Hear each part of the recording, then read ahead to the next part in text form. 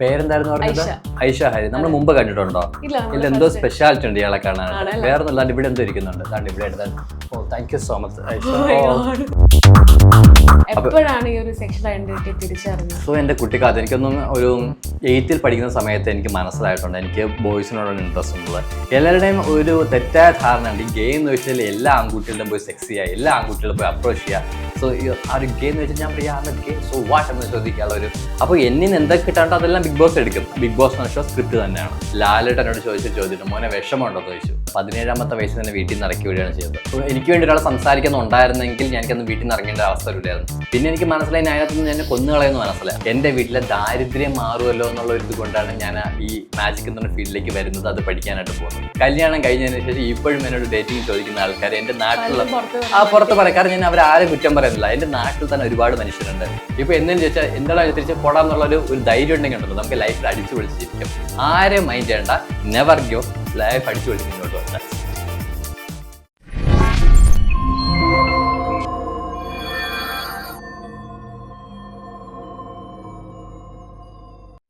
Hello everyone, turning പോയിന്റിലേക്ക് എല്ലാവർക്കും സ്വാഗതം. ഇന്ന് നമ്മുടെ guest Bigg Boss fame dancer mentalist നമ്മുടെ സ്വന്തം അശ്വിൻ വിജയാണ്. ഒത്തിരി സ്നേഹത്തോടെ ഷോയിലേക്ക് സ്വാഗതം ചെയ്യാം. നമസ്കാരം.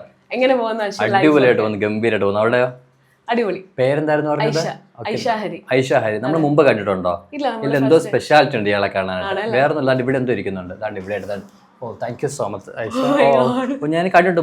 എന്ത് ചെയ്യണം അല്ലാതെ വേറെ പ്രൊഫഷൻ ആങ്കറിങ് അല്ലാതെ mouth thank you so much. Okay ഷോമേഹ 2 കൈ മുന്നിലേക്ക് നീട്ടി പിടിച്ച്. ഓക്കെ പേടിക്കാൻ രൂപ മാത്രമല്ല, കടിക്കത്തില്ല കേട്ടോ. കയ്യിൽ എത്ര ബോൾസ് ഉണ്ട്? 2 ബോൾസ്. കൈ വിറക്കണ്ട, നേരെ പിടിച്ചോ പേടിക്കുന്നത്. നേരെ എന്തിനാ വിറക്കുന്നത്? Relax cool. ഓക്കെ കയ്യിൽ എത്ര ബോൾസ് ഉണ്ട്? 2 balls. You can clearly see the first ball pass left and here's my second ball. ഇവിടെ എത്ര ബോൾ ഉണ്ട്? ഈ ഒരു ബോൾ ലെഫ്റ്റിൽ വെക്കണോ റൈറ്റിൽ വെക്കണോ? ഏതിൽ വെക്കണം? റൈറ്റിൽ. കൈ മുറിഞ്ഞു പോയ പ്രശ്നമുണ്ടോ? പ്രശ്നമുണ്ടോ? ഓക്കെ പേടിക്കണ്ട, കൈ ടൈറ്റ് പിടിച്ചോ. നന്നായിട്ട് വിറക്കുന്നുണ്ട് കേട്ടോ. കയ്യിൽ എത്ര ബോളുണ്ട്? എന്റെ കയ്യിൽ എത്ര ബോളുണ്ട്? ഈ ഒരു ബോൾ ഞാൻ മോടെ കയ്യിലേക്ക് പാസ് ചെയ്യട്ടെ. നമ്പർ 1 2 3 എന്ന സമയത്ത് totally and completely vanished. Just slowly turn it, open it, 2 balls in your hand. അറിയില്ല, ദൈവം തരുന്ന 2 കൈ നീട്ടി ചെയ്യുന്നു. മാജിക് ഇഷ്ടമായ ക്ലാപ്പ് ചെയ്യണം, ഇങ്ങനെ വാ തുറന്നിരുന്നാ പോലെ. ഓക്കെ വളരെ കൂൾ ആയിട്ടിരിക്കാം. നമുക്ക് തുടങ്ങാം. അപ്പൊ ഞാൻ ചോദിക്കട്ടെ, ബിഗ് ബോസിലേക്ക് തന്നെ വരാം. അപ്പം ആദ്യമേ ഒരു സെക്ഷൽ ഐഡന്റിറ്റി വെളിപ്പെടുത്തിയില്ല അശ്വിൻ. പിന്നീട് ജാസ്മിനോടും ഒക്കെ പറയുകയാണ് ചെയ്തത്. ആദ്യമേ സെക്ഷൽ ഐഡന്റിറ്റിയിലേക്കാണ് പോയിട്ടുള്ളത്. Okay super. എന്തുകൊണ്ടാണ് അത് പറയാ? ഓക്കെ ആക്ച്വലി ഞങ്ങളുടെ സീസൺ തന്നെ ന്യൂ നോർമൽ എന്നുള്ള പേരിലായിരുന്നുള്ള സീസൺ സ്റ്റാർട്ട് ചെയ്തിട്ടുള്ളത്. അതായത് എല്ലാം ഈ ഒരു കമ്മ്യൂണിറ്റി മുന്നിലേക്ക് കൊണ്ടുവരിക. അതിനുവേണ്ടി തന്നെയാണ് ലെസ്ബിയൻസ് ആയിട്ടുള്ള നമ്മുടെ ജാസ്മിനും അപർണയും ലെസ്ബിയൻസ് ആയിട്ടുണ്ടായിരുന്നു. സോ ട്രാൻസ്ജെൻഡർ ആയിട്ടും നോർമൽ ഓഡിയൻസിന് അറിയാം, പക്ഷേ ഗേ എന്താണെന്ന് അപ്പോഴും ഓഡിയൻസിന് അറിയില്ല. ഓക്കെ അറ്റ് എ ടൈമിൽ ഇവർ മുന്നോട്ട് വന്ന സമയത്ത് ഇവർ സംസാരിക്കുന്നത് ലെസ്ബിയൻസിനെ കുറിച്ച് പറയുന്നുണ്ട്. അപ്പോഴും എനിക്കറിയാം ഞാൻ ഗേ ആണെന്നുള്ള കാര്യം. ഓരോ ഇന്റർവ്യൂസ് കഴിയുന്ന സമയത്തും ബിഗ് ബോസ് ഇന്റർവ്യൂ ഞാൻ പറഞ്ഞിട്ടില്ല ഞാൻ ഗേ ആണെന്നുള്ള കാര്യം. ഞാൻ അവരുടെ ഏഷ്യാനെറ്റിൽ ആരോടും പറഞ്ഞിട്ടില്ല. പക്ഷേ ഇന്റർവ്യൂ കഴിഞ്ഞ് അതിനകത്ത് ചെന്ന സമയത്ത് ഇവർ പറയുന്നു ലെസ്ബിയൻസ് ആണ്, അവരുടെ ഗേൾ ഫ്രണ്ട്സിനെ കുറിച്ച് പറയുന്ന സമയത്ത് ഞാൻ ആലോചിച്ചു, ഇവർ ലെസ്ബിയൻ ആണെന്ന് പറഞ്ഞ സമയത്ത് കേരളത്തിലെ എല്ലാ ഓഡിയൻസിനും മനസ്സിലായി എന്താണ് ലെസ്ബിയൻ എന്നുള്ള കാര്യം മനസ്സിലായിട്ടുണ്ട്. ട്രാൻസ്ജെൻഡേഴ്സിൻ്റെ കാര്യം ഏകദേശം മലയാളികൾക്ക് അറിയാം, പക്ഷേ ഗേ എന്താണെന്ന് ആർക്കും അറിയില്ല. ഞാൻ ആലോചിച്ചു, ഞാൻ അവിടെ ഗേ ആണെന്ന് പറഞ്ഞു കഴിഞ്ഞാൽ എന്നെ പോലെ പുറത്തേക്ക് വരാൻ ആഗ്രഹിക്കുന്ന, കമൗട്ട് ചെയ്ത് വരാൻ ആഗ്രഹിക്കുന്ന ഒരുപാട് ബോയ്സ് ഉണ്ട്, ഒരുപാട് ഗേസ് ഉണ്ട്. ഡെഫിനറ്റ്ലി ഞാൻ ആദ്യം പറയുന്നത് തന്നെ, ഞാനും അപർണയും കൂടെ ഒരു മരത്തിന്റെ മുകളിലേക്ക് സമയത്ത് അപർണേശ് ഞാൻ നല്ല ഫ്രണ്ട്ഷിപ്പായിരുന്നു. അപർണേശിക്ക് എന്നോട് ചോദിച്ചു, അശ്വിൻ എനിക്ക് നിന്നോട് കാര്യം പറയാനുണ്ടെന്ന് നേരത്തെ പറയുമായിരുന്നു. അപ്പോഴത്തേക്ക് എനിക്ക് ഡൗട്ട് ഉണ്ടായിരുന്നു ഇതാണെന്നുള്ള കാര്യം. സോ അപർണേശ് എന്നോട് മരത്തിന്റെ മണ്ട വെച്ചിട്ട് എന്നോട് പറഞ്ഞു, അശ്വിൻ ആർ യു ഗേ എന്ന് എന്നോട് ചോദിച്ചു. ഞാൻ അതെ എന്താണെന്ന് എനിക്കറിയില്ല. ചിലപ്പോൾ നമുക്ക് നമ്മുടെ ഇതേപോലുള്ള സംസാരം നമ്മുടെ അറ്റാച്ച്മെന്റ് കണ്ടായിരിക്കണം. അപ്പം ഞാൻ ഇങ്ങനെ മിണ്ടരുതെന്ന് പറഞ്ഞു. എന്നിട്ട് അപ്പുറം നമുക്ക് ഒരുമിച്ച് സംസാരിക്കും. നമ്മൾ ജാസ്മിനെ വിളിച്ചുകൊണ്ട് നേരെ മുകളിലേക്ക് പോയിട്ട് ഇത് ആരോടും പറയരുതെന്ന് പറഞ്ഞാൽ വളരെ സീക്രട്ട് ആയിട്ട് പറയുന്ന സംഭവമാണ് ഈ 3.5 കോടി ജനങ്ങൾ അറിഞ്ഞത്. ഞാൻ എല്ലാ ക്യാമറയുടെ ക്യാപ്ചർ ചെയ്യുന്നുണ്ടായിരുന്നു. സോ ഞാൻ പറഞ്ഞു ഞാൻ ഗേ ആണ്. അപ്പോൾ വീണ്ടും അത് അപർണ ചോദിക്കുന്നുണ്ട്. എന്നിട്ട് ഞാൻ പറയുന്നുണ്ട് ഇത് പുറത്ത് കാണിക്കരുത്, എൻ്റെ ലൈഫിന് ഇത് ബാധിക്കുന്നൊക്കെയുള്ള. പക്ഷെ അത് പുറത്തേക്ക് ആവും, കാരണം അവർക്ക് ഏറ്റവും വലിയൊരു കണ്ടന്റ് ആയിരുന്നല്ലോ അത്. അപ്പോഴത്തേക്കും ഞാൻ എനിക്കൊരു ബോയ് ഫ്രണ്ട് ഉണ്ടായിരുന്നതും എനിക്കൊരു ബോയ് ഫ്രണ്ട് ആയിരുന്നുള്ള കാര്യം പറഞ്ഞു. അപ്പോഴത്തേക്കും ഈ ബോയ് ഫ്രണ്ടിൻ്റെ കാര്യം പറഞ്ഞപ്പോഴത്തേക്കും അവിടെ വെച്ച് ആ ഡിസ്കഷൻ സ്റ്റോപ്പായി നിർത്തി. അപ്പോൾ ബിഗ് ബോസിന് ഇനി അറിയേണ്ട കാര്യം എന്ന് വെച്ച് കഴിഞ്ഞാൽ അശ്വിൻ്റെ ബോയ് ഫ്രണ്ടിനെ കുറിച്ച് കൂടുതൽ ഡീറ്റെയിൽഡ് അറിയണം. അപ്പോൾ അതിനൊരു ടാസ്ക് വഴി ബിഗ് ബോസ് വളരെ വളരെ വളരെ നമ്മൾ വിചാരിക്കുന്ന എക്സ്ട്രീമാണ്. അപ്പോൾ എന്നിന് എന്തൊക്കെ കിട്ടാണ്ടോ അതെല്ലാം ബിഗ് ബോസ് എടുക്കും. അപ്പോൾ അതിനുവേണ്ടി ബിഗ് ബോസിന് അടുത്ത് വേണ്ടത് അശ്വിൻ്റെ ബോയ് ഫ്രണ്ട് ആരാണെന്ന് അറിയണം, അശ്വിന് എങ്ങനെ ബോയ് ഫ്രണ്ട് കിട്ടും. പക്ഷേ അതിനുവേണ്ടി ടാസ്ക് കൊടുത്തു. ഫസ്റ്റ് പ്രണയത്തെക്കുറിച്ച് പറയുക എന്നുള്ള ടാസ്ക് അന്ന് വൈകുന്നേരം പെട്ടെന്നൊരു പൊട്ടി വളച്ചു അവിടെ. ഓക്കെ, പക്ഷെ അവർക്ക് വേണ്ട മെയിൻ ആയിട്ടുള്ള ഫോക്കസ് ഇത് തന്നെയാണ്. ബാക്കി ആരുടെ ഫസ്റ്റ് ലൈഫ് സ്റ്റോറി അല്ല വേണ്ടത്. എന്നെ ഇന്ന് ആ 2 ബോയ് എന്നുള്ള അറിയണം. അന്ന് വൈകുന്നേരം നിർത്തി ഞാൻ കുറേ തവണ ആലോചിച്ചു, ഇത് പുറത്ത് പറഞ്ഞാൽ എന്തായാലും ലീക്കാവും. പക്ഷെ എന്നിട്ട് ഞാൻ പറഞ്ഞു എനിക്കൊരു ബോയ് ആയിരുന്നു പറഞ്ഞു. അപ്പോൾ എല്ലാവരും അറിഞ്ഞു, ബാക്കിയുള്ള എല്ലാവരും അറിഞ്ഞു. അത് കഴിഞ്ഞിട്ട് ആ വീക്കെൻഡിൽ ലാലേട്ടൻ വന്നിട്ട് വീണ്ടും എടുത്ത് ചോദിക്കുന്നുണ്ട്, അശ്വിൻ ആദ്യം ഒരു പൂജാരിയായിട്ടായിരുന്നല്ലോ പ്രണയം. അപ്പോൾ വീണ്ടും ആൾക്കാരിലേക്ക് ഒന്നും കൂടെ എക്സ്പ്ലോഷർ ആവാൻ കാര്യമായി. അപ്പോഴത്തേക്കും പിന്നെ ഓപ്പൺലി പറഞ്ഞു. പിന്നെ എനിക്ക് മനസ്സിലായി ഒരുപാട് നെഗറ്റീവ് പുറത്ത് വരുന്നെങ്കിൽ നല്ലപോലെ അറിയായിരുന്നു. പക്ഷേ പിന്നെ ഞാൻ ആലോചിച്ചത് പറഞ്ഞത് വളരെ ശരിയായിരുന്നു എനിക്ക് തോന്നി. വന്നപ്പോൾ ഒരുപാട് നെഗറ്റീവ് ഉണ്ടായിരുന്നു. ഇപ്പോൾ ഞാൻ ആലോചിക്കുന്നുണ്ട്, ഇപ്പം എനിക്ക് ഞാനായിട്ട് ജീവിക്കാൻ പറ്റുന്നുണ്ട്. സോ ആ ഒരു ഗേ എന്ന് വെച്ചാൽ ഞാൻ പറയാം am a gay, so what എന്ന് ചോദിക്കാനുള്ള ഒരു തൻ്റെ ഇടം വന്നോണെന്ന് ഇപ്പോൾ വിശ്വസിക്കുന്നു. ചോദിക്കട്ടെ, മാജിക്കിലേക്ക് വരാണെങ്കിൽ മാജിക് പ്ലാനറ്റിൽ ഒരു ജോബ് സ്റ്റാർട്ട് ചെയ്ത് അവിടെ നിന്നാണ് കരിയർ സ്റ്റാർട്ട് ചെയ്തത്. അപ്പൊ നേരിട്ടുകൊണ്ടിരുന്ന ഒരു സ്ട്രഗിള്, തുടക്കത്തിൽ നേരിട്ട സ്ട്രഗിളിനെ കുറിച്ച് ഒന്ന് പറയാം. മാജിക് പ്ലാനിലേക്ക് എത്തുന്നതിന് വീട്ടിൽ നിന്ന് ഇറക്കി വിടുന്ന സമയത്ത് 17ാമത്തെ വയസ്സിൽ തന്നെ വീട്ടിൽ നിന്ന് ഇറക്കി വിടുകയാണ് ചെയ്തത്. അപ്പൊ വീട്ടില് സ്വത്തിന്റെ ഒക്കെ പേരിൽ എൻ്റെ അച്ഛമ്മ മരിച്ച സമയത്താണ് വീട്ടിൽ ആര് നോക്കൂ എന്നുള്ള ഒരു ക്വസ്റ്റ്യൻ മാർക്ക് ഉണ്ടായിരുന്നു. വീട്ടിൽ ആരും നോക്കാനില്ല. റിലേറ്റീവ്സിന് എല്ലാവർക്കും സ്വത്ത്, പണം ഇതായിരുന്നു അവരുടെ മോഹം. അപ്പോൾ ഞാൻ എന്ന് കഴിഞ്ഞാൽ എൻ്റെ കുടുംബ ഷെയർ അവർക്ക് കിട്ടില്ല എന്നും പറഞ്ഞിട്ട്, എൻ്റെ അച്ഛൻ്റെ കുടുംബ ഷെയറാണ് അത്, എനിക്ക് കിട്ടിയില്ല. അമ്മൂമ്മയുടെ പേരിലായിരുന്നു ആ സ്ഥലം. അപ്പോൾ എനിക്ക് കിട്ടുമെന്നുള്ള പേരിൽ എന്നെ വീട്ടിൽ നിന്ന് ഇറക്കി വിട്ടിട്ട് ഞാൻ പ്രശ്നം തീരുള്ളൂ. കാരണം എനിക്ക് അച്ഛനും അമ്മയും ഇല്ലല്ലോ സഹായിക്കാൻ. സത്യം പറഞ്ഞാൽ അന്നത്തെ സമയത്ത് എൻ്റെ നാട്ടിൽ ഇപ്പോഴും ഞാൻ പറയാം, എൻ്റെ നാട്ടിൽ നിന്ന് ഒരൊറ്റ മനുഷ്യൻ പോലും വന്നിട്ടില്ല എന്നുള്ളതാണ്. ഇത് അറിഞ്ഞിട്ട് പോലും ഒരാൾ പോലും എന്നെ ഹെൽപ്പ് ചെയ്യാനായിട്ടോ എനിക്ക് വേണ്ടി സംസാരിക്കാനായിട്ടോ ഒരൊറ്റ മനുഷ്യൻ പോലും എൻ്റെ നാട്ടിൽ നിന്ന് വന്നിട്ടില്ല. ഓക്കെ, അതെനിക്ക് ഇപ്പോഴും എനിക്ക് ഭയങ്കര വിഷമം. കാരണം എനിക്ക് വേണ്ടി ഒരാൾ സംസാരിക്കുന്നുണ്ടായിരുന്നെങ്കിൽ എനിക്കന്ന് വീട്ടിൽ നിന്ന് ഇറങ്ങേണ്ട അവസ്ഥ വരില്ലായിരുന്നു. ആ സമയത്ത് ക്ലോസ് ആയിട്ടുള്ള ആർക്കും എനിക്ക് എൻ്റെ ബെസ്റ്റ് ഫ്രണ്ട്സും സ്കൂളിലെ ബെസ്റ്റ് ഫ്രണ്ട്സും മാത്രമേ ഉള്ളൂ. അവർ വേറെ ദൂരത്താണല്ലോ താമസിക്കുന്നത്. പക്ഷെ എൻ്റെ വീടിനടുത്തുള്ള ഒരുപാട് ആൾക്കാർ നോക്കിയിപ്പോണ്ട്. എനിക്കിപ്പോഴും ഓർമ്മയുണ്ട്, 2016 ഏപ്രിൽ മാസം 3-ാം തീയതി രാവിലെ, ഞാൻ ഒരു ഡേറ്റ് പോലും മറക്കില്ല, ഏപ്രിൽ 3-ാം തീയതി രാവിലെയാണ് എന്നെ വീട്ടിൽ നിന്ന് എല്ലാവരും, എൻ്റെ അച്ഛൻ്റെ സഹോദരങ്ങളെല്ലാവരും അവരുടെ കുറേ ബന്ധുക്കളെല്ലാം ചേർന്നിട്ട് ഈ വീട്ടിൽ നിന്ന് ഇറങ്ങി പോകണമെന്ന് പറഞ്ഞിട്ട് അച്ഛൻ്റെ അനിയനാണ് എന്നെ വീട്ടിൽ നിന്ന് ഇറക്കി വിടുന്നതും. വീടിൻ്റെ താഴെ പോയി ഒരു തോടിൻ്റെ സൈഡിൽ പോയി നിന്ന് കാര്യം, ഞാൻ സൂയിസൈഡ് ചെയ്തിട്ട് പോകുന്ന സമയത്ത് പഞ്ചായത്ത് പ്രസിഡൻ്റൊക്കെ വന്നിട്ടുണ്ടായിരുന്നു ഈ ഇഷ്യൂ ഇടപെടാനായിട്ട്. അവർ വന്ന സമയത്ത് അവർ പറഞ്ഞു വെച്ചാൽ അവസാനം പ്രശ്നം സോൾവ് ചെയ്ത് ഇങ്ങനെയാണ്, വീടിരിക്കുന്ന 3 സെൻറ്റ് സ്ഥലം എൻ്റെ പേരിലും ബാക്കിയുള്ളത് അവരുടെ പേരിലും എടുക്കുക എന്നുള്ളതായിരുന്നു. എല്ലാം ഒക്കെ വീടിനകത്ത് കയറുന്ന സമയത്ത് വീടിനകത്തിട്ട് ഞാൻ ഉപദ്രവിക്കുകയാണ് ചെയ്തത് എൻ്റെ അച്ഛൻ്റെ സഹോദരങ്ങൾ. അപ്പം പിന്നെ എനിക്ക് മനസ്സിലായി അതിനകത്ത് നിന്ന് എന്നെ കൊന്നുകളയെന്ന് മനസ്സിലായി. അതുകൊണ്ടാണ് പിറ്റേന്ന് രാവിലെ കയ്യിലുള്ള ഒരു 150 രൂപയും കുറേ ഡ്രസ്സും പഴയ മാജിക്കിൻ്റെ സാധനമായിട്ട് ഞാൻ വീട് വിട്ടിറങ്ങിയത്.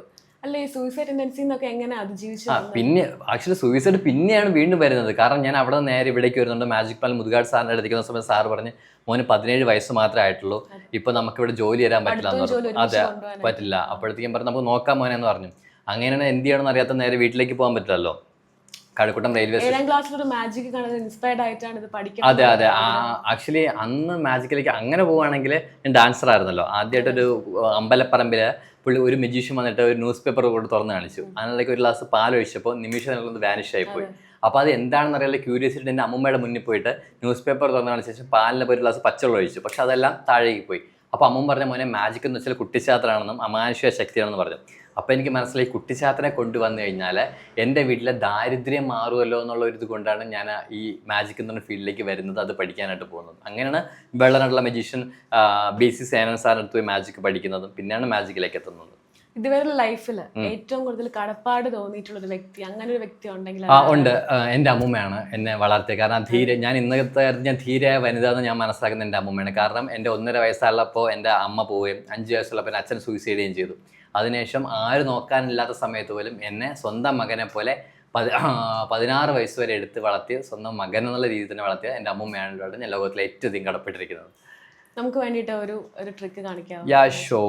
നമുക്കൊരു സിമ്പിൾ നോർമൽ ട്രിക്ക് കാണിക്കാം. ഇവിടെ ഓക്കെ. അപ്പോൾ നമുക്കൊരു സിമ്പിൾ മാജിക്കിലേക്ക് കിടന്നാലോ? ഒരു കാർഡ് ട്രിക്ക് ചെയ്യാം. നമ്മൾ കാർഡ്സ് എന്ന് പറഞ്ഞാൽ മജീഷ്യൻസ് നോർമലി പെർഫോം ചെയ്യുന്ന സാധനമാണല്ലോ, അറിയായിരിക്കുമല്ലോ, എല്ലാവരുടെ കയ്യിലുണ്ടാവും. ഒരു സിമ്പിൾ ട്രിക്കാണ്. പണ്ടൊക്കെ ഏത് കാർഡ് എടുക്കുക അത് ഏതാണെന്ന് പറയുക നോർമൽ ട്രിക്ക്. സംതിങ് ഡിഫറെന്റ് ആയിട്ടുള്ള സാധനം നോക്കാം. ഇവിടെ it's my favourite card trick. Okay, ഇവിടെ സോ അതിനൊരു ഡെക്ക് കാർഡുണ്ട്. എല്ലാ കാർഡ്സും ഡിഫറെന്റ് ആയിട്ടുള്ള കാർഡാണ്. കാണാനുള്ള ക്യാമറയ്ക്ക് വേണ്ടി കാണിച്ചിട്ടുണ്ട്. എല്ലാം ഡിഫറെന്റ് ആയിട്ടുള്ള കാർഡാണ്. ഓക്കെ, സോ ഞാൻ ചെയ്യുന്നത് ഒരു പെൻ തരാം, ഒരു മാർക്കർ ഇതിൽ നിന്ന് പിടിക്കാമോ? Very good. ഓക്കെ, സോ എനിക്കൊരു ഓട്ടോഗ്രാഫ് വരാമോ? ഓക്കെ, ഒരു ഓട്ടോഗ്രാഫ്. അല്ല ബിഗ് ആൻഡ് ബോൾഡ് ആയിട്ട്. നമ്മൾ നോർമൽ വൈറ്റ് പേപ്പേഴ്സിലേക്ക് ഓട്ടോഗ്രാഫ് ഇടാറ്, പക്ഷെ ഒരു കാർഡിലേക്ക് ഒരു ഓട്ടോഗ്രാഫ് വരാമോ? നമുക്കൊരു കാർഡ് നോക്കാം. Yes, it's ace of spade, right? ഈ ഒരു കാർഡ് കാണാമല്ലോ അല്ലേ? ഈ ഒരു കാർഡിലേക്ക് ഒരു ഓട്ടോഗ്രാഫിലേക്ക് ഇടാവോ? അല്പം ബിഗ് ആൻഡ് ബോൾഡ് ആയിട്ട്.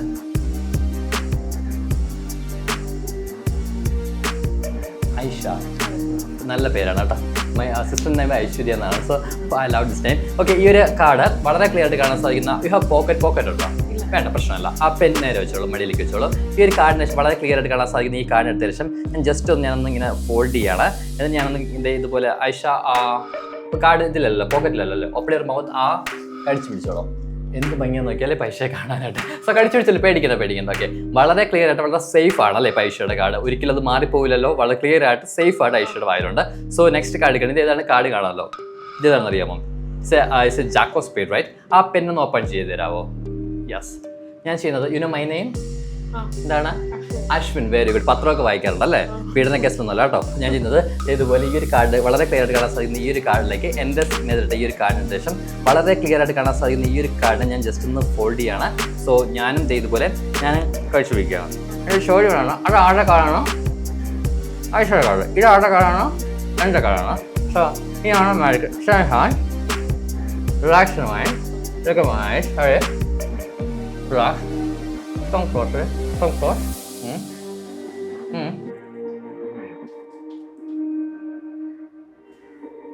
Don't feel bad. I'm a gay, okay?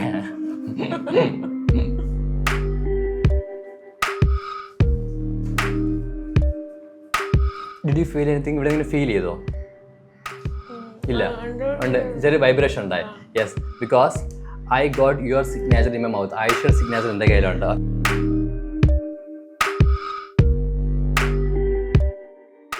Okay, so take the card, open it and show it to everyone. That's my signature and my card. Okay, that's it.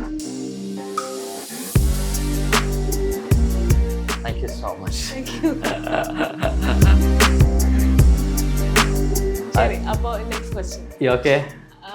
മയക്കുമരുന്ന് നൽകിയിട്ട് sexual harassment നേരിട്ട് ഒരു incident ഉണ്ടായിട്ടുണ്ട്. അപ്പം അതിന്റെ പിറകിൽ പിന്നീട് എന്തുകൊണ്ട് പ്രതികരിച്ചില്ല അശ്വിൻ? ഓക്കെ, ഇത് ഒരുപാട് പേരെന്നെ ചോദിച്ചിട്ടുണ്ടായിരുന്നു. നമ്മുടെ ശ്രീകണ്ഠൻ നായർ സാർ എന്നോട് 1 കോടിയിൽ വെച്ച് ചോദിച്ചൊരു ചോദ്യമാണ്. സോ ആ സമയത്ത് എനിക്ക് നേരിട്ട് പ്രതികരിക്കാനുള്ള ഒരു ശേഷിയില്ല. കാരണം വെച്ചാൽ അത് ആരോട് പറയുന്നത് ബെസ്റ്റ് ഫ്രണ്ട് അങ്ങനത്തെ ആരും ഇല്ല എന്നുള്ളതാണ് ഏറ്റവും വലിയ കാര്യം. രണ്ടാമത്തെ കാര്യം, എൻ്റെ 17ാമത്തെ വയസ്സിന് ഈ സംഭവം ഉണ്ടായിരുന്നു. 3 മാസം മാത്രമേ ഞാൻ ഈ സുഹൃത്തുക്കളുടെ കൂടെ ഉണ്ടായിരുന്നു. അത് കഴിഞ്ഞിട്ട് ഞാൻ അവിടുന്ന് ഒന്നും ഉണ്ടായിട്ടില്ല. കാരണം ഞാൻ അന്ന് ആരുമില്ലായിരുന്നു, പുറത്തേക്ക് ഓടുകയാണ് ചെയ്തത്. പക്ഷേ ഇത് പുറത്ത് പറയുന്നതിന് ശേഷം 8 വർഷങ്ങൾക്ക് ശേഷമാണ് ഞാനിപ്പോൾ അത് പുറത്തേക്ക് പറയുന്നത്. ആ സമയത്ത് അവരുടെ ഒരു കോണ്ടാക്ട് ഇല്ലെങ്കിൽ പോലും കഴിഞ്ഞ ഈ ഒരു കേസ് അതിൽ ഞാൻ പറഞ്ഞുതരാം. അതായത് ഇതിലേക്ക് ഞാൻ പുറത്ത് പറയുന്ന സമയത്ത് ഇന്റർവ്യൂസ് കണ്ട സമയത്ത് അതിൽ ഒരു വ്യക്തി കൊല്ലത്താണ് സ്വദേശിയുടെ വീട്. ആ പേര് ഞാൻ പറയുന്നില്ല. ആ വ്യക്തി എന്നെ വിളിച്ചിട്ട് ഭയങ്കരമായിട്ട് പുള്ളിക്കാരനൊരു വിഷമം പറഞ്ഞു. കാരണം ജീവിതത്തിൽ വലിയൊരു തെറ്റ് പറ്റി അളിയാ എന്നും പറഞ്ഞിട്ട് എനിക്ക്. കാരണം ആ കൂട്ടത്തിൽ ഉണ്ടായിരുന്ന മറ്റൊരു വ്യക്തി മരണപ്പെട്ടു എന്നുള്ള കാര്യം എന്നോട് പറഞ്ഞിട്ടുണ്ടായിരുന്നു. പുള്ളിക്കാരൻ സൂയിസൈഡ് ചെയ്തു. കാരണം ഈ മയക്കുമരുന്നിൽ അമിതമായിട്ട് അഡിക്റ്റായി ആ പുള്ളിക്കാരൻ സൂയിസൈഡ് ചെയ്യും. അതിനുശേഷം ഇവൻ ഇങ്ങനെ ഭയങ്കര വിഷമമാകും. പിന്നെ ഇവന് ഒരുപാട് സ്ഥലങ്ങളിൽ പോയിട്ട് ഇതിനൊക്കെ നമ്മുടെ ഇത് മദ്യമൊക്കെ നിർത്താൻ വേണ്ടി ഒരു സ്ഥലങ്ങൾ ഉണ്ടാക്കുമല്ലോ, അവിടെയൊക്കെ നിർന്നിട്ട് പുള്ളിക്കാരൻ ഇപ്പോൾ ഡി അഡിക്ഷൻ സെൻ്ററുകളിൽ പോയിട്ട് പുള്ളിക്കാരൻ ഇപ്പോൾ ഓക്കെ ലൈഫിലേക്ക് തിരിച്ചു വന്നിട്ടുണ്ട്. എനിക്ക് ഭയങ്കര സന്തോഷമുണ്ട്. കാരണം പുള്ളിക്കാരനോട് വിളിച്ചിട്ട് സോറി, എനിക്കത് ജീവിതത്തെ പറ്റി ഒരു വലിയ തെറ്റാണെന്ന് എന്നോട് പറഞ്ഞപ്പോഴത്തേക്കും എനിക്കത് വളരെ സന്തോഷം. കാരണം ഇനി അവൻ്റെ ജീവിതത്തിൽ പോലും അവൻ പറയുന്നത് ഇങ്ങനെയാണ്, എനിക്ക് ജീവിതത്തിൽ മറക്കാൻ പറ്റാത്തൊരു തെറ്റുണ്ടെങ്കിൽ, ഞാൻ ചെയ്ത ഏറ്റവും വലിയ തെറ്റുണ്ടെങ്കിൽ അതാണെന്ന് അവൻ ഇപ്പോഴും പറയുന്നുണ്ട്. അപ്പോൾ എനിക്കതുകൊണ്ട് എനിക്ക് ഒരിക്കലും അവനെ എനിക്ക് കുറ്റപ്പെടുത്താനും പറ്റില്ല. കാരണം അവൻ അറിഞ്ഞിടാത്ത സമയത്ത്, അവൻ മയക്കുമരുന്ന് അഡിക്റ്റ് ആയ സമയത്ത് അവൻ എന്നോട് തോന്നിയ ഒരു ആസക്തി, അത്രയേ ഉള്ളൂ. പക്ഷെ അത് ഇനി ഒരിക്കലും ഒരു കുട്ടിയോട് പോലും അവൻ ചെയ്യില്ല എന്നുള്ള രീതി അവൻ പറഞ്ഞപ്പോൾ അതാണ് ലോകത്തിലെ ഏറ്റവും, നമ്മളെ തെറ്റുകൾ ആർക്കും പറ്റാം, പക്ഷെ അത് തിരുത്തി മുന്നോട്ട് പോകുന്ന ലൈഫിലെ ഏറ്റവും വലിയ കാര്യം എന്ന് പറയുന്നത്. അത്രയേ ഉള്ളൂ. ഞാൻ ചോദിക്കട്ടെ, മോർ പേഴ്സണൽ ആണ്, എന്നാൽ അശ്വിൻ ഇപ്പോൾ റിലേഷൻഷിപ്പിലാണ്. So I am not in relationship, I am single. Ya sure, ഞാനൊരു നല്ലൊരു ബോയിനെ നോക്കുന്നുണ്ട് ഉറപ്പായിട്ടും. I am just 26. എൻ്റെ ആഗ്രഹം എനിക്ക് 27ാമത്തെ വയസ്സിൽ ഒരു കല്യാണം കഴിക്കണം എന്നുള്ളതാണ് ആഗ്രഹം. ഏറ്റവും വലിയ ആഗ്രഹം വെച്ചാൽ കഴിഞ്ഞ കാലം നമ്മുടെ നിയമത്തിന് വേണ്ടി നമ്മുടെ ഇന്ത്യയിൽ പുതിയൊരു നിയമം വന്നിട്ടുണ്ടായിരുന്നു. അത് കല്യാണം വേണ്ടി നമ്മുടെ ഈ സെയിം സെക്സ് മാരേജിനെ പറ്റി ഒരു ഇഷ്യൂ നടന്നല്ലോ. ആ സമയത്ത് ഞാൻ ആലോചിച്ചിട്ടുണ്ടായിരുന്നു, നമുക്ക് നിയമം നമ്മുടെ നേരെ നമുക്ക് വേണ്ടി പോസിറ്റീവായിട്ട് വരികയാണെങ്കിൽ ഉറപ്പായിട്ടും ഒരു കല്യാണം കഴിക്കണം എന്നുള്ളത്. കാരണം അപ്പോൾ ഒരുപാട് പേര് കുറച്ചും കൂടെ ഓപ്പൺ ആയിട്ട് വരും എന്നുള്ളതാണ്. പക്ഷേ ഇപ്പോൾ ഒരുപാട് പേര് അപ്രോച്ച് ചെയ്യുന്നുണ്ട്, ബ്രോ ഞാൻ റെഡിയാണ്, ബ്രോന് മാരേജ് റെഡിയാണ്, ബ്രോന് ജീവിക്കാറുണ്ട്. പക്ഷേ ഞാൻ നോക്കുന്ന സമയത്ത്, പല ആൾക്കാരെ നോക്കിയ സമയത്ത് അവരെല്ലാം വരുന്നത് ഒന്ന് നമ്മളുടെ ഉള്ള ക്യാഷ്, അല്ലെങ്കിൽ നമ്മളുടെ ഒരു ഫെയിം, നമ്മളുടെ ഇതൊക്കെ നോക്കി മാത്രമല്ല, ആത്മാർത്ഥാടുന്ന രീതിയിൽ അല്ലെങ്കിൽ ഒരു ഡേറ്റ് ഡെഫിനറ്റ്ലി ആക്സെപ്റ്റ് ചെയ്യും. പക്ഷെ അങ്ങനത്തെ ഒരാൾ എവിടേക്ക് ഒരു ടച്ചപ്പ് വന്നിട്ട് തുടങ്ങിയിട്ടുണ്ട്. ഞാൻ ബാക്കി എല്ലാം ഓക്കെ ആയിട്ട് ഞാൻ പറയാം എന്തായാലും. എപ്പോഴാണ് ഈ ഒരു സെക്ഷൽ ഐഡന്റിറ്റി തിരിച്ചറിഞ്ഞത്? സോ എൻ്റെ കുട്ടിക്കാലത്ത് എനിക്കൊന്നും ഒരു 8th പഠിക്കുന്ന സമയത്ത് എനിക്ക് മനസ്സിലായിട്ടുണ്ട് എനിക്ക് ബോയ്സിനോടാണ് ഇൻട്രസ്റ്റ് ഉള്ളത്. എല്ലാവരുടെയും ഒരു തെറ്റായ ധാരണ ഉണ്ട്, ഈ ഗേ എന്ന് വെച്ചാൽ എല്ലാ ആൺകുട്ടികളുടെയും പോയി സെക്സ് ചെയ്യുക, എല്ലാ ആൺകുട്ടികളും പോയി അപ്രോച്ച് ചെയ്യുക. അത് വളരെ തെറ്റായ ധാരണ മാത്രമാണ്. കാരണം ഗേ എന്ന് വെച്ചാൽ എല്ലാ ആൺകുട്ടികളുടെയും എല്ലാ പുരുഷന്മാരുടെയും പോയി സെക്സ് ചെയ്യുന്ന ഒരു വ്യക്തികളല്ല ഗേ എന്ന് വെച്ചാൽ. ഗേ എന്ന് വെച്ച് കഴിഞ്ഞാൽ അതായത് ഇപ്പം ഞാനൊരു ഗേ ആണെങ്കിൽ എൻ്റെ ഇതേ സെയിം മെൻറ്റാലിറ്റി ഉള്ളൊരു വ്യക്തിയുമായിട്ട് സെക്ഷുവലി കണക്ഷൻ ആവാനും അവരുമായിട്ട് ഇഷ്ടത്തിൽ ജീവിക്കാനും അവരുമായിട്ട് നടക്കാൻ ആഗ്രഹിക്കുന്ന വ്യക്തികളാണ് ഗേസ് എന്ന് പറയുന്നത്. സോ അല്ലെങ്കിൽ തന്നെ ഇപ്പം ഈ ലോകത്തെ ഞാൻ മനസ്സിലാക്കിയെടുത്തോളം ഒരു 90% ആൾക്കാരും ബൈസെക്ഷൽസ് ആണ്. അതായത് അവർക്ക് പെൺകുട്ടികളോടും ആൺകുട്ടികളോടും ഒരേപോലെ ഇൻട്രസ്റ്റ് ഉള്ള ആൾക്കാരാണ് ഈ ലോകത്ത് 90%. എനിക്കറിയാം എൻ്റെ ഫേസ്ബുക്കിൽ തന്നെ ഒരുപാട് മനുഷ്യരുണ്ട് കല്യാണം കഴിഞ്ഞതിന് ശേഷം ഇപ്പോഴും എന്നോട് ഡേറ്റിംഗ് ചോദിക്കുന്ന ആൾക്കാർ. എൻ്റെ നാട്ടിലുള്ള പുറത്ത് പറയാം, കാരണം ഞാൻ അവരാരും കുറ്റം പറയുന്നില്ല. എൻ്റെ നാട്ടിൽ തന്നെ ഒരുപാട് മനുഷ്യരുണ്ട്. ഞാൻ ഗേ ആണെന്ന് പറഞ്ഞപ്പോൾ എന്നെ കുറ്റം പറഞ്ഞ ആൾക്കാർ, എന്നെ ഫേക്ക് ഐ ഡി ഉണ്ടാക്കിയിട്ട് എന്നെ പേഴ്സണലി ചാറ്റ് ചെയ്തിട്ട് എനിക്ക് നിന്നോട് ഡേറ്റ് ചെയ്യാൻ താല്പര്യമുണ്ടെന്ന് പറഞ്ഞ ആൾക്കാർ വരെ എൻ്റെ അടുത്തുണ്ട്.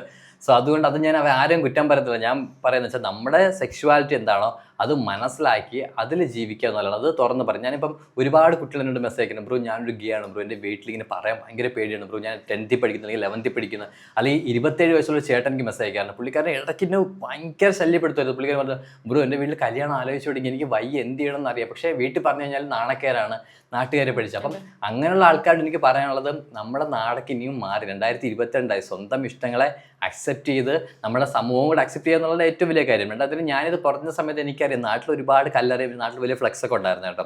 ആ ഫ്ലെക്സിന് താഴെ ഞാൻ ബിഗ് ബോസ് ഇറങ്ങിയ സമയത്ത് നമുക്കറിയാം ഗേ എന്ന് പറയുമ്പോൾ ഏറ്റവും മുൻപേ പറയുന്ന ഒരു പേരാണ് കുണ്ടൻ എന്നുള്ള പേര്. അത് എൻ്റെ ഫ്ലെക്സിന് താഴെ ഫുള്ള് കുണ്ടൻ എന്നൊക്കെ 9 കുണ്ടൻ എന്നൊക്കെ എഴുതി ഇങ്ങനെ ഒരുപാട് ഞാൻ വന്ന സമയത്ത് ഒരുപാട് ഞെട്ടിപ്പോയി ഈ ഫ്ലെക്സ് എടുത്തപ്പോൾ ഒരുപാട് വിഷമം തോന്നി. പിന്നെ ഞാൻ മനസ്സിലാക്കി, എൻ്റെ ഒരുപാട് സുഹൃത്തുക്കൾ എന്നോട് പറഞ്ഞു, അശ്വിനി നിന്നോട് എനിക്ക് ഫ്രണ്ട്ഷിപ്പിൽ താല്പര്യമില്ല, ഫ്രണ്ടായിട്ട് നിന്ന് കഴിഞ്ഞാൽ ഞാൻ ഗേ ആണെന്ന് പറയും. അതായത് അവരെന്നോട് ആ സമയത്ത് അങ്ങനെ പറഞ്ഞിട്ട് വീണ്ടും ഞാൻ അതൊന്നും ശ്രദ്ധിക്കാതെ ഞാൻ എൻ്റെ കരിയറും എൻ്റെ പ്രോഗ്രാംസും മുന്നോട്ട് പോയിക്കൊള്ളുന്ന സമയത്ത് അവർ ഓട്ടോമാറ്റിക്കലി അവർ എന്നെ അക്സെപ്റ്റ് ചെയ്ത് തുടങ്ങി. അവർ പറഞ്ഞ് അളിയാ സോറി എന്ന് എനിക്ക് അറിഞ്ഞൂടാത്തതിൻ്റെ ഭാഗമായിട്ട് പറഞ്ഞതാണ്. ഇപ്പോൾ എനിക്ക് മനസ്സിലായി നീ ആരാണെന്നും എൻ്റെ തെറ്റുകൊണ്ടല്ല, ഇത് തെറ്റല്ല, ഇതൊരു നോർമൽ പ്രോസസ്സ് മാത്രമാണ്. പണ്ട് കാലങ്ങളിൽ ഇത് ആരും പുറത്ത് പറഞ്ഞില്ല, ഇന്നത്തെ ആൾക്കാർ എല്ലാ കുട്ടികളും പുറത്ത് പറയുന്നു, അത്രയേ ഉള്ളൂ വ്യത്യാസം. അല്ലാതെ നമ്മളെല്ലാവരും ഉണ്ടാവും ഈ ഒരു, പക്ഷെ അതെ എല്ലാവരുടെ ഉള്ളിനകത്തുണ്ട്. ചിലപ്പോൾ അവർ ഹെട്രോസെക്ഷൽസ് ആയിരിക്കും, ചിലപ്പോൾ ബൈസെക്ഷൽസ് ആയിരിക്കും, ട്രാൻസ്ജെൻഡേഴ്സ് ആയിരിക്കും. പക്ഷേ ഇത് പുറത്ത് പറയാത്ത നമ്മുടെ സമൂഹം എന്നുള്ള ഒരൊറ്റ ഇതിന് പേടിച്ച് മാത്രമാണ്. ഇപ്പോഴും ഞാൻ ഈ ഒരു വീട് വാടകയ്ക്ക് വരുന്നതിന് മുമ്പ് ഞാൻ വേറൊരു താമസം എടുത്തത്. ആ താമസ സമയത്ത് അവിടെ നിന്ന് റൂം മാറേണ്ട അവസ്ഥ വന്ന സമയത്ത് അടുത്ത റൂം നോക്കുകയാണ്, ഒരുപാട് വീട് അന്വേഷിച്ചു. വീടന്വേഷിച്ച സമയത്ത് എനിക്കാണെന്ന് പറയുമ്പോഴത്തേക്ക് പുള്ളിക്കാരൻ മറ്റേതല്ലേ, അതുകൊണ്ട് വീട് തന്നെ ഭയങ്കര ബുദ്ധിമുട്ടാണ്. ഞാൻ അത് ഒരുപാട് അന്വേഷിച്ച സമയത്ത് എന്നിട്ടാണ് അവസാനം ആ സമയത്ത്. പക്ഷെ ഞാൻ ഒന്നിനോട് റിയാക്ട് ചെയ്തിട്ടില്ല. ഞാൻ റിയാക്ട് ചെയ്ത് ഒരൊറ്റ സമയം മാത്രമേ ഉള്ളൂ. ഞാൻ ബിഗ് ബോസ് കഴിഞ്ഞ് പുറത്തേക്ക് ഇറങ്ങിയിട്ട് ഞാൻ കൊച്ചിയിൽ ഷൂട്ടിന് പോകുമ്പോൾ ട്രിവാൻഡ്രത്ത് റെയിൽവേ സ്റ്റേഷനിൽ വെച്ചിട്ട് ഒരു 5 ബോയ്സ് നിൽക്കുകയായിരുന്നു. അതെ സെൽഫി എടുക്കാൻ. അതെ 2 ബോയ്സ് എൻ്റെ അടുത്ത് നിന്ന് സെൽഫി എടുത്തായിരുന്നു. എന്നിട്ട് 3 പേരൊന്നും സെൽഫി എടുത്ത്, 2 പേര് എൻ്റെ അടുത്ത് വന്നില്ല. അവർ മാറുന്ന സമയത്ത് ഒരു നമ്മുടെ റെയിൽവേയിൽ അവിടുത്തെ ഒരു പോലീസ് സ്റ്റേഷനിൽ ഒരു പോലീസുകാർ പുള്ളിക്കാരി ഉണ്ടായിരുന്നു. പുള്ളിക്കാരി ദൈവം സഹായിച്ച് അവർക്ക് എന്നെ അറിയായിരുന്നു. അപ്പോൾ അങ്ങനെ ഇവർ ഫോട്ടോ എടുത്തിട്ട് പോയ സമയത്ത് ഈ 2 പേര് മാറുന്നത് പറഞ്ഞു, ബ്രോ ഈ പുള്ളി മറ്റേ കേസാണെന്ന് പറഞ്ഞു. ഞാൻ തിരിച്ചു ചോദിച്ചു ആരുടെ മറ്റേ കേസ് എന്ന് ചോദിച്ചു. അപ്പോഴത്തേക്കും നമ്മൾ ഒന്നുമില്ല കേട്ടോ, ഒന്നുമില്ല. ഞാൻ പറഞ്ഞു അല്ല നീ പറഞ്ഞിട്ട് പോയത് ആരെയും മറ്റേ കേസ് എന്ന് ചോദിച്ചു. അപ്പോഴത്തേക്കും നമ്മൾ ഒന്നുമില്ല എന്ന് പറഞ്ഞു. അപ്പോൾ ഈ പോലീസുകാർ പുള്ളിക്കാരൻ്റെ അടുത്തേക്കുന്നു. എന്ന് വെച്ചാൽ എന്താ പ്രശ്നം എന്ന് വെച്ചാൽ ഞാൻ പറഞ്ഞു മാം ഈ പുള്ളിക്കാരൻ എന്താ ഈ മറ്റേ കേസ് എന്ന് പറഞ്ഞു, എന്താ ഈ മറ്റേ കേസ് എന്ന് ചോദിച്ചു. അപ്പോഴത്തേക്കും പുള്ളിക്കാർ റൈസ് സംസാരിച്ചു ഒരുപാട്. ഞാൻ പറഞ്ഞു മേലെ ഒരുത്തിനെ മറ്റേ കേസ് എന്ന് വിളിക്കരുതെന്ന് പറഞ്ഞു. നിന്റെ വീട്ടിലും നിനക്കും അച്ഛനും അമ്മയും പെങ്ങന്മാരെല്ലാം ഉണ്ട്, അവർക്കും ഇതേ അവസ്ഥ, അല്ലെങ്കിൽ നിനക്ക് നിന്റെ മക്കൾക്ക് ഇതേ അവസ്ഥ ഉണ്ടായാലും നീ പഠിക്കുള്ളൂ എന്ന് പറഞ്ഞു. അങ്ങനെ പറഞ്ഞ് ഞാൻ അവിടെ നിന്ന് നൈസ് സ്കൂട്ടായി. അപ്പോൾ ഞാൻ മനസ്സിലാക്കിയത് നമ്മൾ ചോദിക്കേണ്ടത് മുഖത്തേക്ക് ചോദിച്ചു കഴിഞ്ഞാൽ തിരിച്ച് വേറൊരു പ്രശ്നം ഉണ്ടാവില്ല. ഈ ഇടയ്ക്ക് എൻ്റെ ഇൻസ്റ്റാഗ്രാമിൽ കണ്ടിന്യൂസ് ഒരു ഫേക്ക് ഐഡിന്ന് കമൻറ്റ് ഞാൻ തിരിച്ചു നിന്റെ അച്ഛൻ നീ ഇങ്ങനെയാണ് വിളിക്കുന്നത് ചോദിച്ചു. ഞാൻ ഇങ്ങനെ തന്നെ ഇപ്പോൾ ചോദിക്കും. ആദ്യം ഒന്നിനും പ്രതികരിക്കാത്ത സമയത്ത് നമ്മൾ തലയിൽ നിരക്കൊണ്ടിരിക്കും. തിരിച്ച് പ്രതികരിച്ചു തുടങ്ങിയാൽ ഒരു പ്രശ്നമില്ല. ഇപ്പോൾ എല്ലാവരും ഹാപ്പിയാണ്. ഇപ്പോൾ എന്തെങ്കിലും ചോദിച്ചാൽ എന്താണ് തിരിച്ച് പോടാന്നുള്ള ഒരു ധൈര്യം ഉണ്ടെങ്കിൽ ഉണ്ടല്ലോ നമുക്ക് ലൈഫിൽ അടിച്ചു പൊളിച്ച് ജീവിക്കാം. ആരെയും മൈൻഡ് ചെയ്യേണ്ട, നെവർ ഗിവ്, ലൈഫ് അടിച്ചു പൊളിച്ച് മുന്നോട്ട് പോകും. That's it. ഏറ്റവും കൂടുതൽ ലെസ്ബിയൻ ആണെങ്കിലും ഗേ ആണെങ്കിലും ആൾക്കാർക്ക് സംശയമുള്ളത് അവരുടെ സെക്ഷൽ ലൈഫിനെ കുറിച്ചിട്ടാണ്. അപ്പോൾ നിങ്ങൾ ഒരു ആണും പെണ്ണും മാത്രമല്ല, ഒരു ലെസ്ബിയൻ ആണെങ്കിലും ഗേ ആണെങ്കിലും അവർക്കിടയിലും സെക്സ് വർക്ക്ഔട്ട് ആവും എന്നുള്ള ഒരു കാര്യം, അതിനെ കുറിച്ചിട്ട് ഞാൻ പറയാം. അങ്ങനെ ഡൗട്ടുള്ള ആൾക്കാർ നേരെ പോൺ വീഡിയോസ് എല്ലാം കാണും. നേരിട്ട് എങ്ങനെയാണ് gay porn videos lesbian porn videos കാണുമ്പോൾ അവർക്ക് മനസ്സിലായി എങ്ങനെയാണ് അവർ. അല്ലെങ്കിൽ ഞാൻ ചോദിക്കട്ടെ, അതിലെന്തിനാണ് തലയിടുന്നത് ഞാൻ ചോദിക്കുന്നത്. ഇപ്പോൾ പലരും ചോദിക്കുന്ന ചോദ്യമുണ്ട്, ഒരു ആണും കല്യാണം കഴിച്ചാൽ ഇത് സെക്സ് മാത്രമല്ല അവരുടെ ലൈഫിൽ ഒരുപാട് കാര്യങ്ങളുണ്ട്. നമുക്ക് ഇപ്പോൾ നമ്മുടെ ലൈഫ് പാർട്ണർ നമ്മൾ പറയുന്ന പല കാര്യങ്ങളും നമ്മുടെ ലൈഫിൽ ഓരോ കാര്യങ്ങളും ലൈഫിൽ വിജയങ്ങളും അതുപോലെ നമ്മുടെ കൂടെ വരുന്ന ഓരോ കാര്യം. എനിക്കിപ്പോൾ ഒരു പെൺകുട്ടി എനിക്കിപ്പം നല്ല രീതിയിൽ ഒരു സിസ്റ്റർ എന്ന രീതിയിൽ മാത്രമേ കാണാൻ പറ്റുള്ളൂ. ഒരിക്കലും ഒരു ഗേൾ ഫ്രണ്ട് അല്ലെങ്കിൽ ഒരു പാർട്ണർ എന്ന രീതിയിൽ എനിക്ക് ഒരിക്കലും ഒരു പെൺകുട്ടി എനിക്ക് കാണാൻ പറ്റില്ല. പക്ഷേ എനിക്കൊരു ബോയ് ആണെങ്കിൽ ഞാൻ ഉദ്ദേശിക്കുന്ന ഒരു ലൈഫ് പാർട്ണർ ആകുമ്പോഴത്തേക്ക് അവനോട് എനിക്ക് എല്ലാം സംസാരിക്കാനും അവനോട് സെക്ഷലി കണക്റ്റഡ് ആവാനും എനിക്ക് ഒരു ആൺകുട്ടിയോട് മാത്രമേ പറ്റുള്ളൂ. അത് ചിലപ്പോൾ പറഞ്ഞാൽ നിങ്ങൾക്ക് ഒരിക്കലും മനസ്സിലാവില്ലായിരിക്കും. കാരണം ഞാനിപ്പോൾ ചോദിക്കുകയാണ്, are you married? No. Okay. So ഇയാൾക്ക് ഒരു പെൺകുട്ടിയോട് ജീവിക്കാൻ പറ്റുമോ? ഇല്ല. സോ ഒരു ആൺകുട്ടിയോട് മാത്രമേ ജീവിക്കാൻ പറ്റുള്ളൂ. അതുപോലെയുള്ള എനിക്ക് ഒരു പെൺകുട്ടിയോട് എനിക്ക് ഒരിക്കലും ജീവിക്കാൻ പറ്റില്ല. പക്ഷെ എനിക്കൊരു ആൺകുട്ടിയോട് മാത്രമേ ജീവിക്കാൻ പറ്റുള്ളൂ. സോ അത് എത്ര പറഞ്ഞാലും മനസ്സിലാവില്ല. ഇനിയും കാലം മുന്നോട്ട് പൊക്കോണ്ടിരിക്കുന്നതനുസരിച്ച് മാത്രമേ മനസ്സിലാവുമെന്ന് വിശ്വസിക്കുന്നു. ഓക്കെ. അശ്വിനെ ചോദിക്കട്ടെ, ഇത്രയും ട്രിക്സ് കണ്ടു കഴിഞ്ഞപ്പോ എനിക്കൊരു ആഗ്രഹം, എനിക്ക് ഒരെണ്ണം പഠിക്കണം, ആൾക്കാരുടെ ഒന്നാളാവാൻ. ഓക്കെ, മാജിക് പഠിക്കാനുണ്ട്. ഒരു 2000 രൂപ ദക്ഷിണ വെച്ചിട്ട് കാലത്തൊട്ട് നമുക്ക് ബാക്കി പഠിക്കാം. അയ്യോ, അതില്ലാതെ ഓക്കെ. മാജിക് പഠിക്കാനുണ്ട് പ്രധാന 3 വഴികളുണ്ട്. Okay, the first one is very important, that is practice. You have to practice. Second one is more important one, that is practice. And third one is most important, also practice. നിങ്ങൾ practice ചെയ്യാൻ നല്ലൊരു മനോഹര magic എടുക്കും. Ready? പക്ഷേ ആദ്യം ഈ മാജിക്കിന്റെ രഹസ്യം പറഞ്ഞു തരത്തില്ല, അതിന്റെ പ്രസന്റേഷൻ പഠിപ്പിച്ചു തരാം. ഓക്കെ ആണോ? അപ്പോൾ നമ്മൾ ക്യാമറ എല്ലാവർക്കും വേണ്ടി പഠിപ്പിച്ചിട്ട് റെഡി? നിങ്ങൾ ചെയ്യേണ്ടത് വീട്ടിൽ പോയിട്ട് ഇതുപോലൊരു കാർഡ് ബോർഡ് ഇട്ടിരിക്കണം. ഈ കാർഡ് ബോർഡിന്റെ ഒരു ഭാഗത്ത് ഇവിടെ എത്ര ഡയമണ്ട്സ് ബോർഡ് ഉണ്ട്? 1 ഉണ്ട്. ഇതിന്റെ പുറകെ വശത്ത് ഒന്നല്ല മാറ്റി ഇതുപോലെ നമ്പർ 1 2 3 4 ഇവിടെ എത്ര ഉണ്ട്? 4. പുറകിലോ 1. ഈ മാജിക്കിന്റെ മന്ത്രം വളരെ സിമ്പിൾ ആണ്. ഹേ ഡയമണ്ട് സ്പോട്ട് ചേഞ്ച് എന്നാണ്. നമുക്ക് ഒരുമിച്ച് മാജിക്കിന്റെ മന്ത്രം ചെല്ലാം. ഇവിടെ ഹേ ഡയമണ്ട് സ്പോട്ട് ചേഞ്ച് എന്ന് പറയുന്ന സമയത്ത് പുറകിൽ എത്ര ഡയമണ്ട് ഉണ്ട്? 4. മാജിക്കിന്റെ മന്ത്രം ചൊല്ലി കഴിഞ്ഞാൽ ഇതുപോലെ 1 2 3 വരുന്നത് കാണാൻ സാധിക്കും. ഇത് സിമ്പിൾ മാജിക്. 1 സെക്കൻഡ് നമുക്ക് ഒന്നും കൂടെ മാജിക്കിന്റെ മന്ത്രം ചൊല്ലാം. ഹേ ഡയമണ്ട് സ്പോട്ട് ചേഞ്ച് എന്ന് പറയുന്ന സമയത്ത് പുറകിൽ എത്ര ഉണ്ട്? 4. മാജിക്കിന്റെ മന്ത്രത്തിൽ ഇതുപോലെ 1 2 3 4 5 6 വരുന്നത് വളരെ സിമ്പിൾ മാജിക്. പഠിച്ചോ? പിന്നെ ഇവിടെ ഇപ്പം കൊണ്ട് വീട്ടിൽ പോടാന്നായിരിക്കും വിളിക്കാര് പറയുന്നത്. വളരെ സിമ്പിൾ ആണ്. ഞാൻ വീട്ടിൽ പോയിട്ട് കാർഡ് ബോർഡ് ഇട്ടിട്ട് അതിന്റെ ഒരു ഭാഗത്ത് ഇവിടെ എത്ര ഡയമണ്ട്സ് ഉണ്ട്? 2. എന്നിട്ട് ഒരെണ്ണം കൈകൊണ്ട് മറച്ച് ഇവിടെ എത്ര ഉണ്ടെന്ന് പറയണം. 1 പറ 1 ആണുള്ളത്. 2 ഒരെണ്ണം കൈകൊണ്ട് മറച്ച്. Very simple. ഓക്കെ. വീടിന്റെ പുറകുവശം ഇതുപോലെ 1 2 3 4 4ആണുള്ളത്. 4ആണുള്ളത് അല്ല 5 എണ്ണം ഉണ്ട്. ഒരെണ്ണം കൈകൊണ്ട് മറച്ച് പിടിച്ചു. ശേഷം എടുത്തിരിക്കുന്നത് ഇതുപോലെ 1 2 3 ഉണ്ടോ?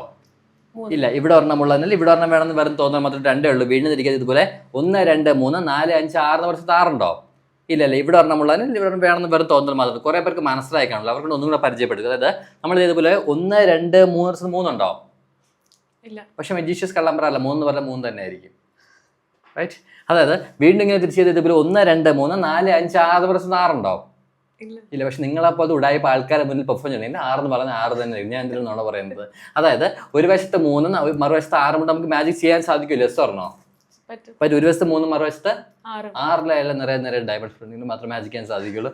സോ മൈ ഡിയർ ഐഷ, അത് ഞാൻ പഠിപ്പിച്ചെന്ന ഭാഗം പഠിക്കുക. അടുത്ത മുതൽ ഓട്ടോമാറ്റിക്കലി കടന്നോളും. Thank you very much. ബാക്കി 5000 രൂപ ദക്ഷിണ എന്നാൽ ബാക്കി പഠിക്കാം. Okay, fine. Thank you so much.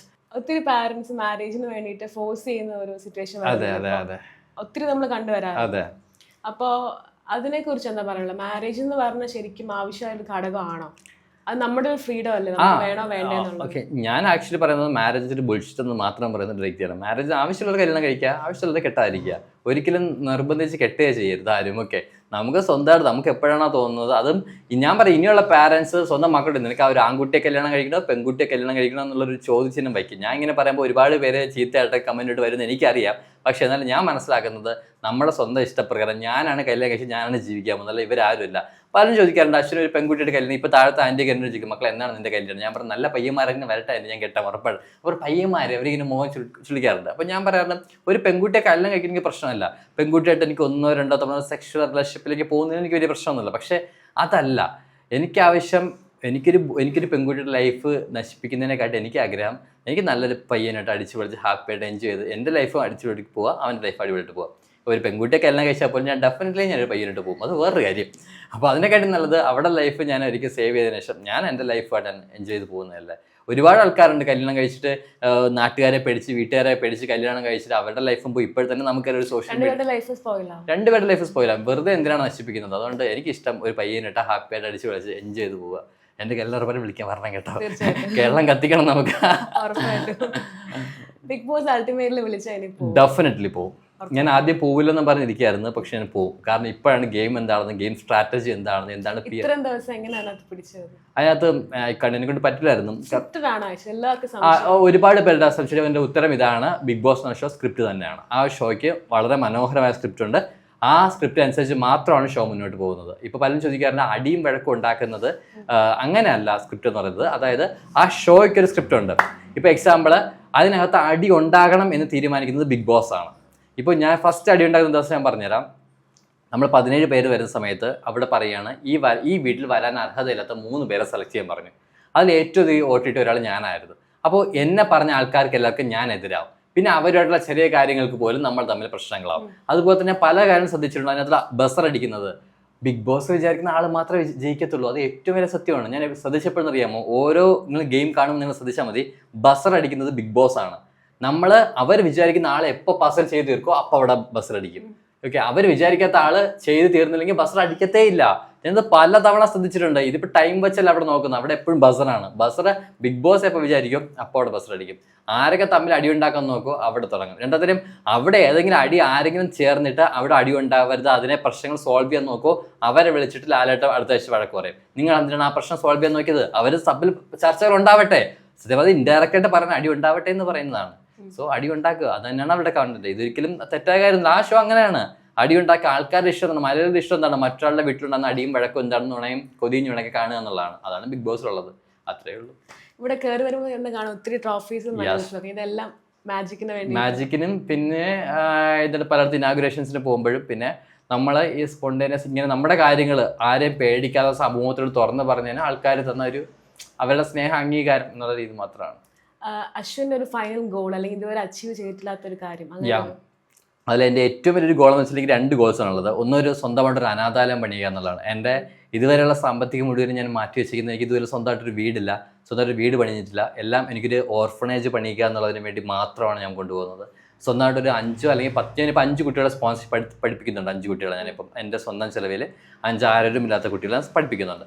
So ഇനി അടുത്തെന്ന് വെച്ചാൽ സ്വന്തമായിട്ട് ഒരു 10 15 കുട്ടികൾക്ക് വേണ്ടി ആരോഗ്യമില്ലാത്ത ഞാൻ അനുഭവിച്ച വേദന ഇനി കുറച്ച് പേരെങ്കിലും അനുഭവിക്കരുതെന്ന രീതിയിലേക്ക് ഒരു ചെറിയൊരു വീടുണ്ടാക്കിയിട്ട് അവിടെ കുറച്ച് പേരെങ്കിലും എനിക്ക് പഠിപ്പിക്കണം എന്ന് സ്വന്തമായിട്ടൊരു അനാഥാലയം പണിയാനുള്ള ഏറ്റവും വലിയ എൻ്റെ മെയിൻ ഡ്രീം. അപ്പോൾ അതിന് വേണ്ടിയാണ് ഞാനിപ്പോൾ എൻ്റെ സാമ്പത്തികവും ഞാനിപ്പോൾ ഉണ്ടാകുന്ന ഓരോ ഷോസ് ചെയ്യുന്ന പൈസ അതിന് വേണ്ടി മാറ്റി വെച്ചുകൊണ്ടിരിക്കുന്നത്. എനിക്കിപ്പോൾ 26 വയസ്സായി. ഒരു 30 വയസ്സിലുള്ള എനിക്ക് സ്വന്തമായിട്ടൊരു അനാഥാലയം, അത് അത്ര ചെറിയ പണിയൊന്നുമല്ല, ഒരുപാട് കടമ്പകൾ കടക്കാറുണ്ട്. അതൊക്കെ കടമ്പകൾ കടന്നതിന് ശേഷം സ്വന്തമായിട്ടൊരു അനാഥാലയം പണിയും അതിലേക്ക് കുറച്ച് പേരെ എനിക്ക് അഡോപ്റ്റ് ചെയ്യണം. പിന്നെ ഏറ്റവും വലിയ ഒരു അംബിഷൻ എന്ന് വെച്ചാൽ എനിക്ക് ഒരു അവതാരകനാവുക എന്നുള്ളത്, ഒരു ആങ്കർ ആവുക എന്നുള്ളത് എൻ്റെ ഏറ്റവും വലിയ ആഗ്രഹം. അതിനുവേണ്ടി നമ്മുടെ ബിഗ് ബോസ് കഴിഞ്ഞ സമയത്ത് നമ്മുടെ മഴവിൽ മനോരമയിൽ ടോപ്പ് ആങ്കർ എന്നുള്ള പരിപാടി ഉണ്ടായിരുന്നു. അതിൽ ഓഡീഷന് വിളിച്ചിട്ടുണ്ടായിരുന്നു. അപ്പോൾ അതിൻ്റെ ഓഡീഷൻ ചെയ്യുന്ന സമയത്ത് നമ്മുടെ സാബു മോനും അതുപോലെ തന്നെ കാർത്തിക് സൂര്യ, മീനാക്ഷി, പിന്നെ ഒരു ഫേമസ് ഒരു ആക്ട്രസ്, അവരുടെ പേര് ഞാൻ പറയുന്നില്ല, ഇവർ ഇത്രയും പേരാണ് ജഡ്ജസ് ആയിട്ടിരുന്നത്. അപ്പോൾ എൻ്റെ ഓഡീഷൻ നടക്കുന്ന സമയത്ത് എല്ലാവരും ബസർ അടിക്കുന്ന സമയത്ത് മാത്രമാണ് നമ്മൾ സെലക്ട് ആവുന്നത്. അതിൽ ബാക്കി എല്ലാവരും ബസർ അടിച്ചു, ഈ ഒരു ആക്ട്രസ് മാത്രം എനിക്ക് ബസർ അടിച്ചില്ല. അപ്പോൾ ഞാൻ വെയിറ്റിംഗ് ലിസ്റ്റിലായി. അപ്പോൾ അവർ പറഞ്ഞ കാര്യം ഇതാണ്, അശ്വിൻ ബാക്കി എല്ലാം ഓക്കെയാണ്, അശ്വിൻ സംസാര സൗണ്ട് എല്ലാം ഓക്കെയാണ്, അശ്വിൻ ഓവർ കോൺഫിഡൻസ് ആണെന്നും പറഞ്ഞിട്ട് പുള്ളിക്കാരൻ്റെ പേഴ്സണൽ ഗ്രഡ്ജ് ഉണ്ടെന്ന് എനിക്കൊന്നും അറിയില്ല. എന്നെ ആ ഓഡീഷനെ റിജക്ട് ചെയ്തു. ഞാൻ ആ പുള്ളിക്കാരൻ്റെ മുഖത്തേക്ക് പറഞ്ഞു, മാം എൻ്റെ over confidence kind of confidence, ഇന്നല്ലെങ്കിൽ നാളെ ഒരു കാലത്ത് ഞാൻ ഈ വേദിയിൽ ഉറപ്പാണ് അവതാരം ഇതല്ലെങ്കിൽ വേറൊരു വേദിയിൽ ഞാൻ എത്തുമെന്നുള്ള ആ ഒരു കോൺഫിഡൻറ്റോട് ഞാൻ വീട്ടിൽ നിന്ന് ഇറങ്ങി വരികയാണ് ചെയ്തത്. അപ്പോൾ ഞാൻ പറഞ്ഞത് ഇത്രയേ ഉള്ളൂ, നമ്മളെ പല സ്ഥലം നമ്മൾ അവോയ്ഡ് ചെയ്തുകൊണ്ടിരിക്കും. നമ്മൾ അവിടെ തകർന്നു പോയിക്കൊണ്ടിരിക്കും. പക്ഷെ നമ്മൾ വീണ്ടും ലൈഫിൽ മുന്നോട്ട് പോയിക്കൊണ്ടെന്നാൽ മാത്രമേ ലൈഫിൽ അച്ചീവ് ചെയ്യാൻ പറ്റുള്ളൂ. ഞാൻ ബിഗ് ബോസിൽ നിന്ന് 40-ാം ദിവസം എവിക്റ്റ് ആവുന്ന സമയത്ത് ലാലേട്ടൻ എന്നോട് ചോദിച്ചിട്ട് മോനെ വിഷമമുണ്ടോ എന്ന് ചോദിച്ചു. എവിക്റ്റ്. അപ്പോൾ ഞാൻ തീർച്ചയായിട്ടും ലാലേട്ടൻ വിഷമമുണ്ട്. അപ്പോൾ ലാലേട്ടൻ പറഞ്ഞ കാര്യത്തിൽ മോനെ വീഴുന്ന തെറ്റല്ല, വീണെടുത്ത് എണീക്കാതിരിക്കുന്ന ലോകത്തിലെ ഏറ്റവും വലിയ തെറ്റെന്ന്. ശരിയാണ്, നമ്മുടെ ലൈഫിൽ പലയിടത്തും തോറ്റും. അവിടെ നിന്ന് ഞാൻ എൻ്റെ ലൈഫിൽ ഇത്രയും നാളെ വീണ് വന്നവനാണ്. പലയിടത്തും വീണ് എണീറ്റ്, നമ്മൾ കൊച്ചു കുട്ടികൾ അങ്ങനെ പോലെയാണല്ലോ, വീഴും എണീക്കും അങ്ങനെ വീണ്ടും എണീറ്റ് മാത്രം നമ്മൾ സ്ട്രെയിറ്റ് ആയിട്ട് നിവർന്ന് നിൽക്കാൻ പറ്റുള്ളൂ. സോ ഞാൻ പറയുന്നത് ലൈഫിൽ എപ്പോഴും വിജയിച്ചാൽ പറ്റില്ല, ലൈഫിൽ പലയിടത്തും തോറ്റു വേണം, തോക്കുന്നതിന് മാത്രമേ ലൈഫിൽ വിജയിക്കാൻ പറ്റുള്ളൂ എന്ന് വിശ്വസിക്കുന്നതാണ്. അപ്പം എല്ലാവരും തോറ്റാൽ മാത്രമേ വിജയത്തിലേക്ക് എത്താൻ സാധിക്കില്ല. സോ ഡെഫിനറ്റ്ലി ഐ നോ എന്നെങ്കിലും ഞാൻ ഒരിക്കലും ഒരു അവതാരണം എത്തും, നിങ്ങൾക്ക് മുന്നിലേക്ക് എത്തും എന്ന ശുഭാപ്തി വിശ്വാസം എനിക്കുണ്ട്. That's it. അപ്പോൾ എല്ലാ ആഗ്രഹങ്ങളും നടക്കട്ടെ. ടൈം സ്പെൻഡ് ചെയ്തതിനും സംസാരിച്ചതിനും ഒത്തിരി നന്ദി. എന്നെ ഇത്ര നേരം സഹിച്ചതിന് ഒരുപാട് നന്ദി. Thank you so much. Okay, thank you.